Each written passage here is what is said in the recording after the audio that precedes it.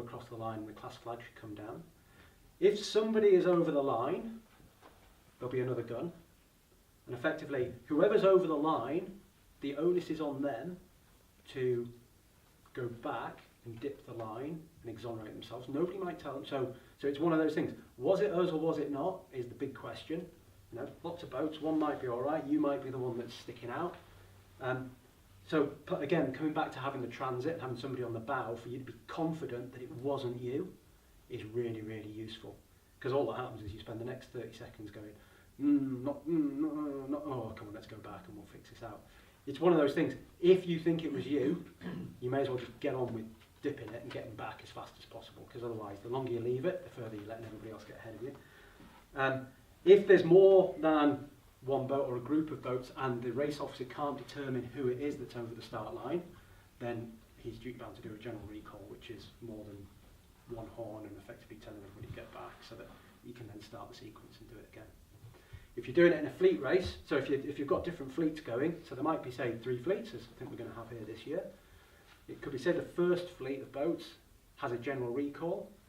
They then need to go back to the back after the next fleet of boats. So they've got to wait here 10, 15 minutes. So it'll be a 15-minute delay to start. So if you're in a recall, general recall, don't start getting in the way of the next fleet that's going to start. You need to go back to the back of the queue, which is useful. Otherwise, you'll find that you're 5 minutes ahead of everybody else, and you don't get a result anyway because you're in the wrong fleet.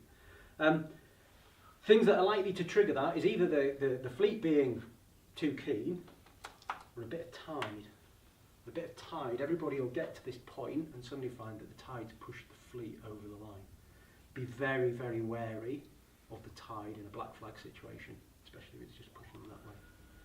Because there's very little that you can do about it when you've got somebody at the bow and you've got boats racked up like this. You have no opportunity unless you can start sailing backwards.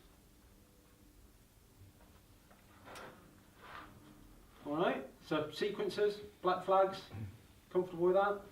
It doesn't happen too often, black flags, but when it does happen, it's a little bit, especially if it sneaks up on you. It's annoying. Well, particularly when they don't give you any warning. The rules, they're not particularly complicated, as with everything. You've obviously got port, let's use the colours, port and starboard. Fairly fundamental, port and starboard. Everybody comfortable with that? So that's one of the ones that's going to be there. The fact that you've got lots of boats coming around, milling about, you've got clear ahead and clear astern. I've got the colours right on that. So everybody comfortable with that one? You will find that everybody gets in quite close proximity. You've then got windward and leeward. The other way around. Get the colours the right way around, green and red. So there's one more, just like one on port and starboard. I think quite often happens at club racing, but maybe it's a technicality, but often the port boat's racked up and the starboard boat usually, so it's not, it's more of a, more happens at smaller numbers or smaller venues when there's just a few boats, but so the starboard boat just suddenly decides to go, so the green is clear ahead, but then come whatever internal signal 2 suddenly decides to head up and hit him. So who's in the right there, do you think? Before the gun, there's no proper course. After the gun, the boats in starboard are entitled to assume the proper course. So again, the guy in starboard and port is in the So you're in the double wrong. That's quite useful. I was just going to come to a point of giving people time and opportunity to keep clear as well. So it's not, so lots of situations happen. You'll find that a boat could be sitting here and another boat will come along and effectively come underneath, has no rights, despite what some people might think. Or is Definitely, yeah. You come from behind. don't Quite you? often some people will come and sneak underneath you like that and say that you're the windward boat. Well, actually they're the overtaken boat, and that one overrules it. But also the fact is that anybody pushing you, you can't steer a boat. When somebody comes up and sneaks up like that, you can't actually turn the boat without hitting them. Yeah. Because by putting the rudder over, the stern is going to go that direction. you should always make sure you're giving somebody some time and opportunity, whether it's port and starboard, but in a starting sequence beforehand, it is quite packed. So Yeah, just the overtaking phrase is misleading actually, because it is, I mean, the red boat coming to leeward, he's quite right. The boat to windwards is to windwards and has to keep clear, but he has to give him the opportunity to keep clear. If he comes simply rounds him and then luffs up and hits him, then that's a clear case of not giving him time and opportunity to keep clear.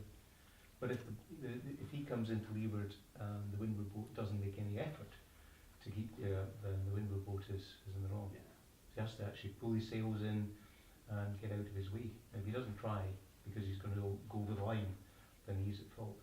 Yeah, I agree. I think if two overtakes to leeward, I don't know how he's managing it, but it happens, doesn't it? well, this boat could be, say this boat's just sitting almost stationary, and the other guy's coming in underneath. So, but if two comes underneath, but as you say, if you're pressing in the stern here, three can't do anything about it because you can't.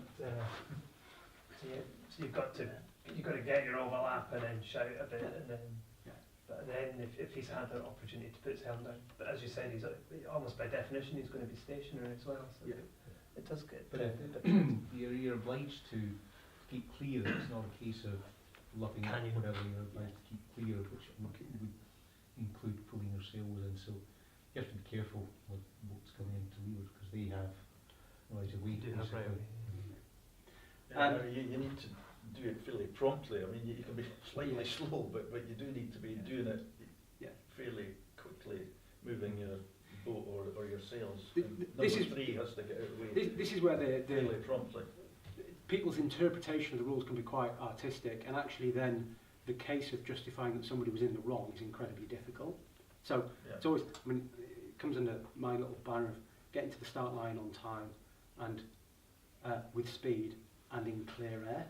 Because actually, to be honest, you don't really want to get too close in there because it's not doing anybody any favour. You don't want to be getting involved with Yeah.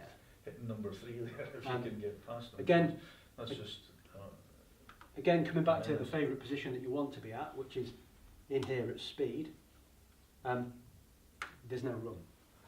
You're not allowed in there.